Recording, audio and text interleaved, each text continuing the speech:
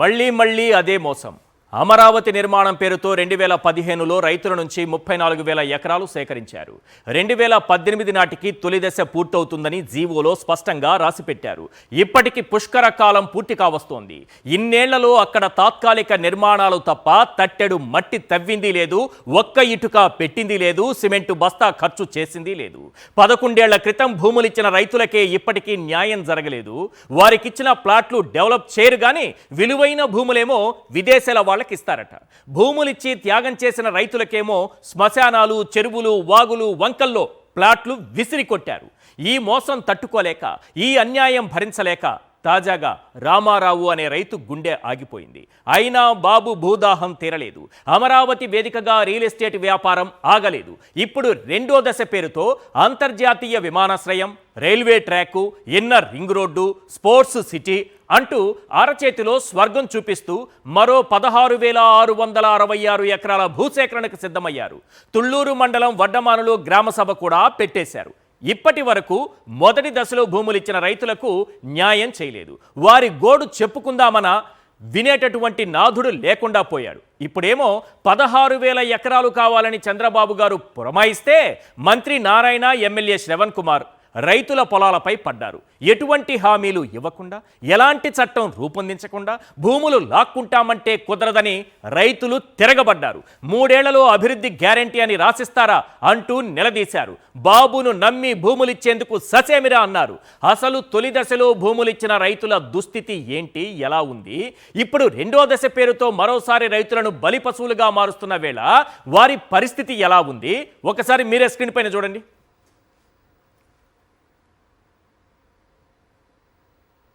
2014లో మీరు భూ సమీకరణ చేసినప్పుడు ఏమైతే ప్రొఫార్మా పెట్టుకున్నారో ఆ ప్రొఫార్మా ప్రకారం 50,000 మంది రైతులు ఇచ్చారు. 33,000 ఎకరాలు ఇచ్చారు కదా.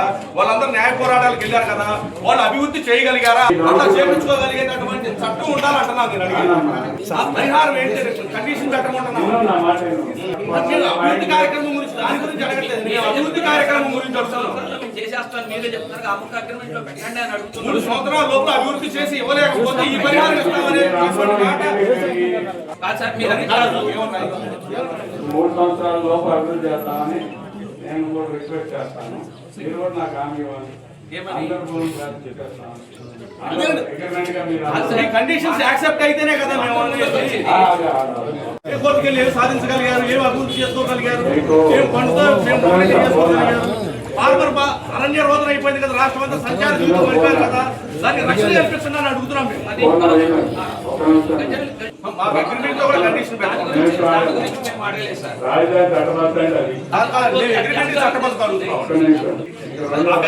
సాధించలేదు కదా. మాడిఫై మేము అనేది ఏంటంటే ఎనీ సర్కమ్స్టెన్సెస్ వర్క్ డిలే అయిపోతే ఈ పరిహారం ఇస్తామని చెప్పేసి అగ్రిమెంట్ లో పెట్టండి. మీరు 3 సంవత్సరాలు అభివృద్ధి చేసి ఇస్తామన్నారు.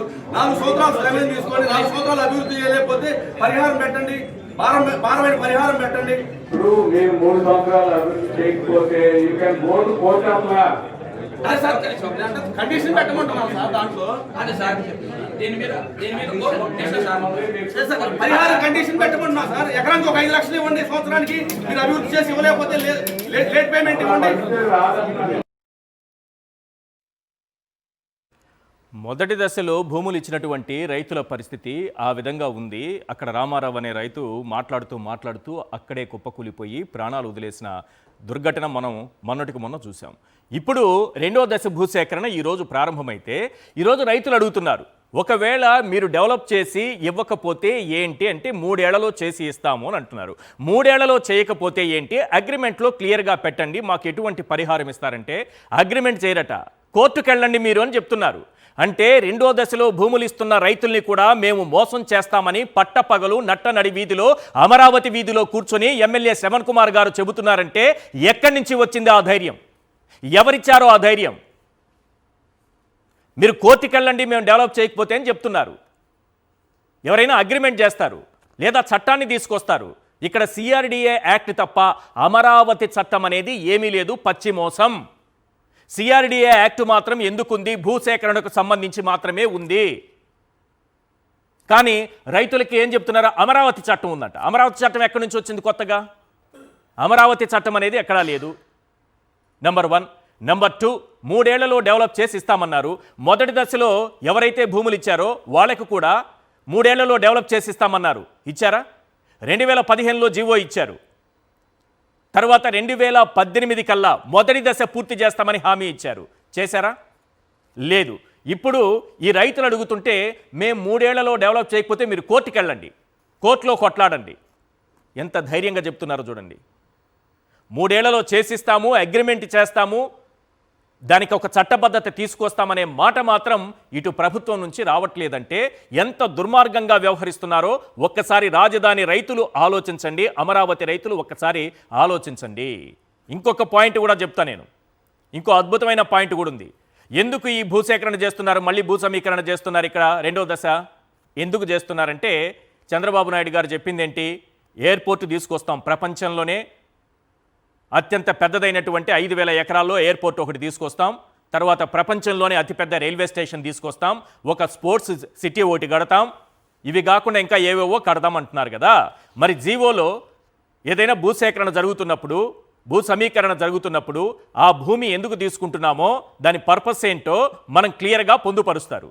మరి చంద్రబాబు నాయుడు గారు ఇక్కడ ఒక జీవో కాపీ రిలీజ్ చేశారు. GO MS number 252. ఎంత భూమి తీసుకుంటున్నారన్న విషయాన్ని చెప్పారా కానీ ఎందుకోసం తీసుకుంటున్నారన్న విషయం అందులో లేదు సార్. మీరు మొత్తం చదవండి.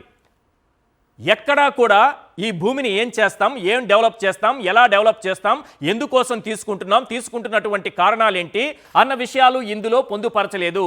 వేరాజ్ in the reference 6th read above, the 21st meeting of group of ministers was held on 27/11/2025 recommended that the commissioner APCRDA be authorized to initiate land pooling scheme in the 7 villages covering an extent of 16,562 acres of patta lands, 104 acres of assigned land and 3,828 acres of government land within the capital region under subsection 2 of section 55 of the APCRDA Act. ఇదొకటే act ఉన్నది మనకి.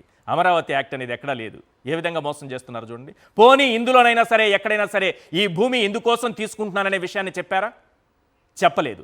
ఇంకా అత్యంత మోసం, చాలా పెద్ద మోసం, ఏ రకంగా దగా చేస్తున్నారు, అమరావతి రైతుల పట్ల ఎంత దుర్మార్గంగా వ్యవహరిస్తున్నారన్న విషయాన్ని ఇంకొక జీవో కాపీ ద్వారా మీకు బయట పెడతాను చూడండి.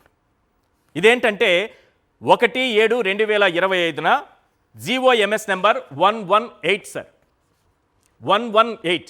ఇది ఎందుకు చూపిస్తున్నానంటే ఇలాంటిదే మొదటి దశ భూసేకరణ సమయంలో జీవో నెంబర్ 1 ఇచ్చారు. అందులో రైతులకు చాలా హామీలు ఇచ్చారు సార్. భూములు ఇస్తున్నటువంటి రైతుల కోసం చాలా హామీలు ఆ జీవోలో ఇచ్చారు. ఇప్పుడు రెండో దశ భూ సమీకరణ సమయంలో కూడా రైతులకు చాలా హామీలు ఇచ్చారు. ఏ హామీలు ఇచ్చారు? మొదటి దశ భూ సమీకరణ సమయంలో రైతులకు ఏ హామీలు అయితే ఇచ్చారో రెండో దశ భూ సమీకరణలో కూడా రైతులకు ఆ హామీలే ఇచ్చారు. మరి మొదటి దశ భూ సమీకరణ జరిగి ఈ రోజుకి 11 సంవత్సరాలు అవుతోంది. పుష్కర కాలం దాదాపు గడిచిపోవస్తోంది. ఒక్కటంటే ఒక్క హామీనైనా చంద్రబాబు నాయుడు గారు నెరవేర్చారా? ఆయన ఇచ్చినటువంటి హామీలు ఏది మేనిఫెస్టోలో ఇచ్చి ఎగ్గొట్టినట్టే అమరావతి రైతులను పచ్చిగా ఎలా మోసం చేశారో మొదటిసారి భూ సమీకరణ సందర్భంగా వాళ్ళకిచ్చినటువంటి హామీల్లో టాప్ 10 హామీలు ఇప్పుడు మీకు స్క్రీన్ పైన చూపిస్తా. ఇందులో ఒక్కటంటే ఒక్కటైనా సరే చంద్రబాబు నాయుడు గారు నెరవేర్చారా? అవి నెరవేర్చకుండానే ఇన్నేళ్ల కాలంలో మళ్ళీ ఇప్పుడు వచ్చి ఏం చెప్తున్నారు? రెండో దశ భూ సమీకరణ అంట, దానికి జీవో ఇచ్చి ల్యాండ్ పూలింగ్ అని తీసుకుంటున్నారు. మళ్ళీ అవే హామీలు. ఏ హామీలో ఒక్కసారి స్క్రీన్ పైన చూడండి.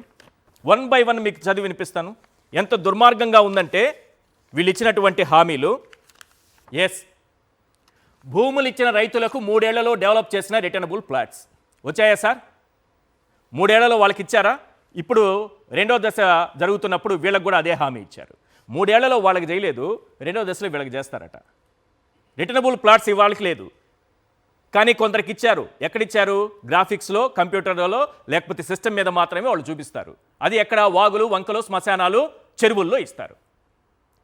ఆ చెరువుల్లోకి వెళ్ళి కూడా మన ప్లాట్ ఎక్కడుందో మనం చూసుకోవడానికి లేదు, సిస్టంలో చూపిస్తారు. వాళ్ళ ఇష్టం కదా మొత్తం, అందువల్ల సిస్టంలో చూపిస్తారు. నెక్స్ట్, భూములు ఇచ్చిన రైతులకు ఉపాధి మరియు జీవనోపాధి. దీని కింద ఏం చెప్పారో తెలుసా? క్లియర్గా జీవోలో ఉన్నదే నేను చదివి వినిపిస్తున్నాను సార్. స్టైఫండ్తో పాటు నైపుణ్యం పెంపొందించడానికి రాజధానిలో నివసించే యువకులకు శిక్షణ ఇస్తారట. రాజధాని నిర్మాణ సమయంలో అందరినీ భాగస్వామ్యం చేస్తారట. ఎవరినైనా ఒక్కరినైనా భాగస్వామ్యం చేశారా రాజధాని నిర్మాణంలో? స్థానికంగా ఉన్న వారి ట్రాక్టర్లను రాజధాని నిర్మాణంలో ఉపయోగించుకుంటాం. ఎందుకంటే పొలాలు ఇచ్చేశారు కాబట్టి వ్యవసాయదారుల దగ్గర ఉన్నటువంటి రైతుల దగ్గర ఉన్నటువంటి ట్రాక్టర్లను కూడా మేము వాడుకుంటామన్నారు. ఒక్క ట్రాక్టర్ అయినా తీసుకున్నారా? 29 గ్రామాల్లో పేదవారికి ఉపాధి కల్పించడానికి 365 రోజులు ఉపాధి హామీ పథకాన్ని అమలు చేస్తామని హామీ ఇచ్చారు సార్. చేశారా? Next point number 3. Land pooling చేసిన ప్రాంతంలో ప్రతి ఒక్కరికి ఉచిత విద్య. అమరావతిలో ఏ బిడ్డకైనా ఏ విద్యార్థికైనా ఉచిత విద్య చంద్రబాబు నాయుడు గారు అందించారా? ల్యాండ్ పూలింగ్ చేసిన ప్రాంతంలో ప్రజలందరికీ ఉచిత వైద్యం. ఇంత దుర్మార్గం ఎక్కడైనా ఉంటుందా? మొదటి దశ భూ సమీకరణ చేసి ఈ హామీలు ఇచ్చి ఒక్కటి నెరవేర్చకుండా అన్యాయం చేసి వారికి ల్యాండ్ పూలింగ్ చేసిన ఉచిత వైద్యం అని చెప్పి కార్డులు ఇచ్చి హాస్పిటల్కి వెళ్ళండి అంటే అక్కడ ట్రీట్మెంట్ చేసే డాక్టర్లు లోపలికి ఎంట్రీ కావట్లేదు, ఎంట్రీ తీసుకోవట్లేదు. ఈ కార్డులు పనిచేయి వెళ్ళిపోండి అంటున్నారు. ఇది అక్కడ జరిగిన మోసం. Next 5th point. అమరావతిలో ప్రతి గ్రామంలో మౌలిక వసతులు మరియు నగర అభివృద్ధి. దీని క్రింద ఏం చెప్పారో తెలుసా? రాజధాని ప్రాంతంలో ఆసుపత్రులు మీరు చూడండి ఎన్ని కట్టారు 3 ఏళ్లలో. 3 ఏళ్లలోనే కడతానన్నారు ఇవన్నీ. రాజధాని ప్రాంతంలో ఆసుపత్రులు, పార్కులు, పాఠశాలలు, కమ్యూనిటీ హాళ్ళు, ఒక్కో గ్రామంలో మౌలిక వసతుల అభివృద్ధి కోసం 50 లక్షలు. అన్ని గ్రామాల్లో వీధి లైట్లు వెలగట్లే ఇప్పుడు. ఒక్కటంటే ఒక్కటి నెరవేర్చారా దీని కింద? Next 6th point. ఇల్లు లేని నిరుపేద కుటుంబాలకు, ఇల్లు కోల్పోయిన కుటుంబాలకు గృహాలు. ఒకటైనా కట్టారా? 11 ఏళ్ళు. నెక్స్ట్